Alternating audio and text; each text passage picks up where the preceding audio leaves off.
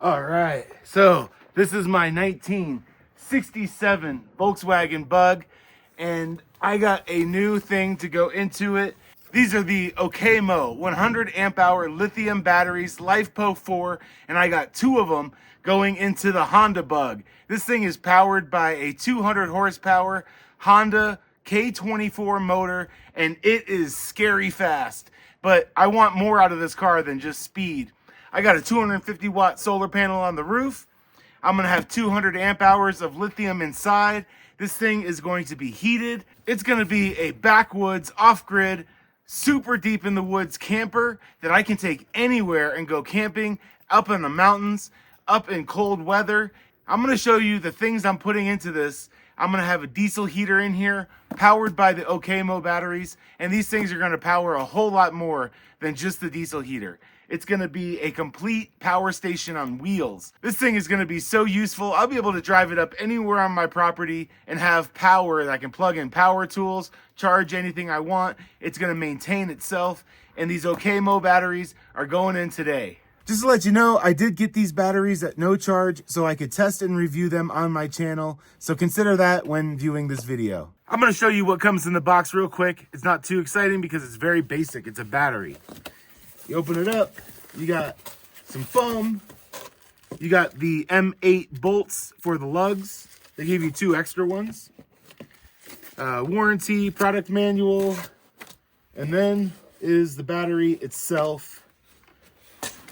Look at this thing. Look how tiny that is. Oh my goodness. Don't be deceived by the small size. This has got 100 amp hours packed inside. It's a very tiny battery, but it's got a lot of power. This is a group 24 battery, so if you have a size 24 battery, this will replace it exactly. Now this Bug is a total work in progress. I mean, it needs a lot of stuff. And I'm gonna show you how I'm gonna set these up just temporarily, get the diesel heater running, and show you how I'm gonna heat inside of this car with a diesel heater powered from these batteries. So this is the new H-Calorie Toolbox all-in-one diesel heater. This is gonna be heating the Bug, powered by these batteries. First thing I'm gonna do though, before setting any of this up, is I'm gonna put the charger on both of the batteries, top them all the way up to 100% so that they're balanced. We want them totally at the same voltage before connecting them together. Otherwise, you're never gonna get them in line together. I brought over my EcoFlow Delta Pro to top these batteries off. They usually come with 50-60% state of charge. That's for the health of the batteries. That's where you want them to be if you receive a battery.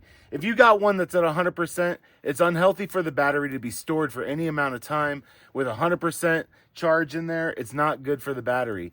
So I'm just gonna put these lugs in here so I can put on the battery clamps and start charging both batteries up to 100%. I mentioned before that these batteries come with 2 sets of lugs, but they're identical. They have the same exact size.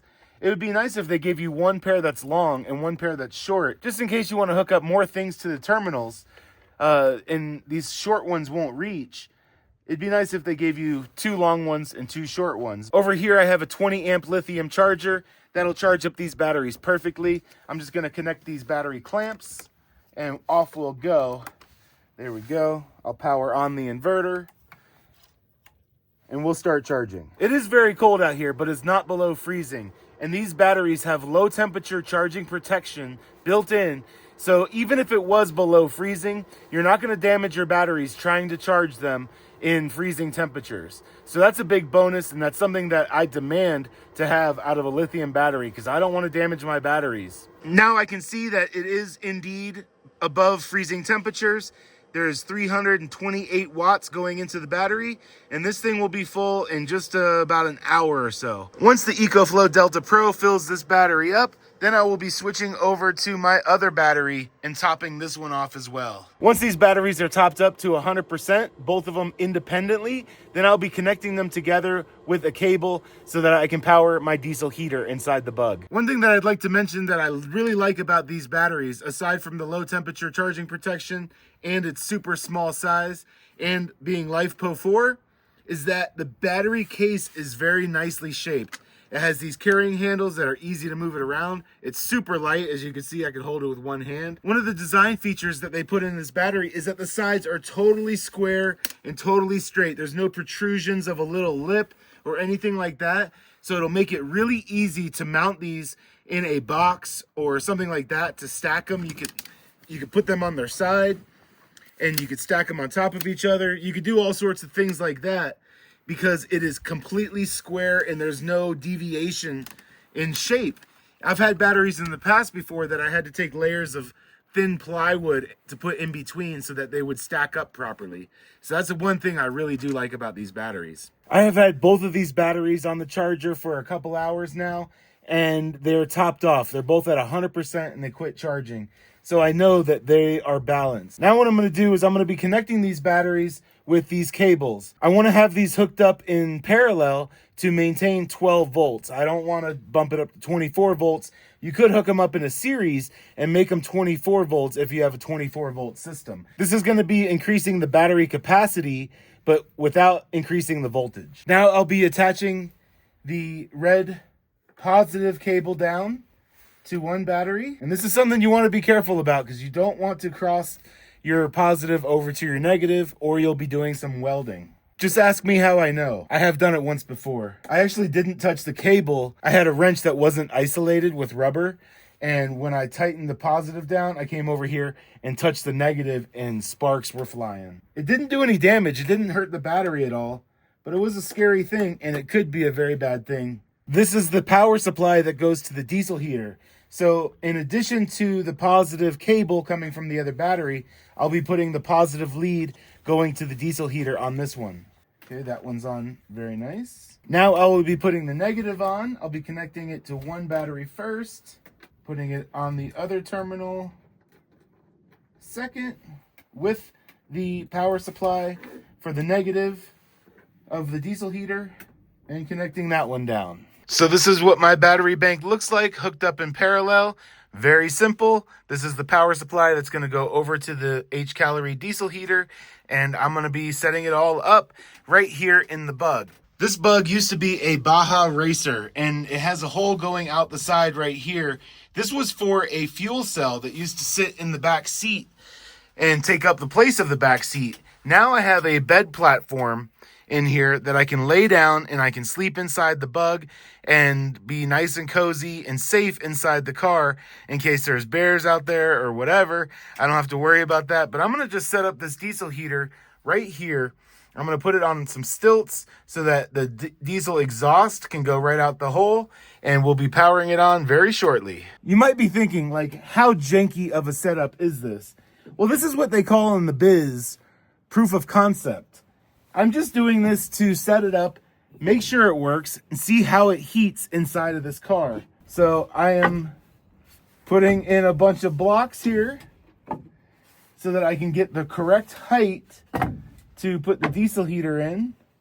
I think just a few of these blocks will be in good shape. All right, I got my stack all set up, and as you can see, I can't sleep in here with this setup. Like I said though, this is just to prove the concept that this will work. And I'm gonna plug in the power supply for the diesel heater right over here on the side. So now that I've plugged in the power supply, as you can see, we have power. I'm gonna go ahead and hit this power button. And see, it says 13 volts there. The screen goes off after just a second, but it says 13 volts. Diesel heater needs a little higher than 12 volts to run properly. So that's why a lithium battery bank is great for a diesel heater. Sometimes a lead acid battery bank is just not high enough voltage to run one of these. They have to be pretty full charge. So I'm going to hold down this power button and we'll get this thing cranking. There we go. We got power. I have it on level 10 right now. I'm going to go ahead and crank it all the way down to level 1 just to let it heat up first. And then we'll see how it goes, but it is working.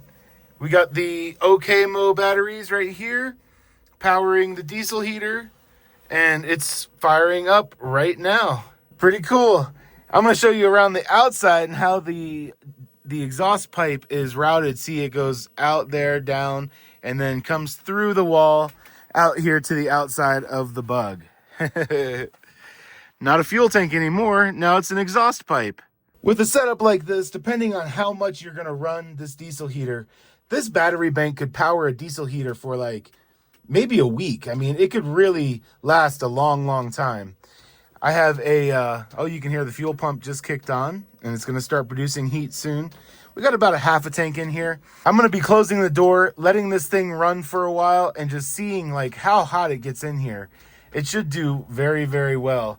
In the future, I'll be mounting all this stuff permanently. The OKMO batteries will be like under the bed platform, and the diesel heater will probably be on that back shelf back there. Hey, no, you can't tear up those boxes. No, you don't. Do not mess with those OKMO battery boxes. Very bad. Bad boy. You want a treat? This is Quill, everybody. Quill is my new dog. We just adopted him about 3 months ago. All right, this thing's really kicking on now. It's got power.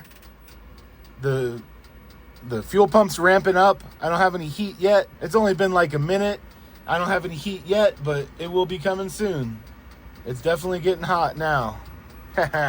Up here on the top of the car, we have a 250 watt panel. This is what's going to be powering the batteries in the future. I'm going to have a full solar system in here with an MPPT charge controller. All the lights will be running off of it. The headlights, the light bar, the LED strip, the LED whips. Everything is going to be powered off of these OKMO batteries. 200 amp hours in a little car like that is going to be awesome. Yeah, we got some good heat coming out of it now. Oh yeah, we're blowing hot. So I'm going to close the door and let it warm up inside and just see how hot it can get inside this bug. All right, time to check on the bug, see how hot it is inside of this car. Let's see. Okay. Now I got it on low, and it is nice and toasty in here. Oh yeah, there we go. This is gonna work really well. One thing I'm considering doing is plumbing this into the heater channels that are in the car itself. That way I'll have the ability to have defrosters on the windshield.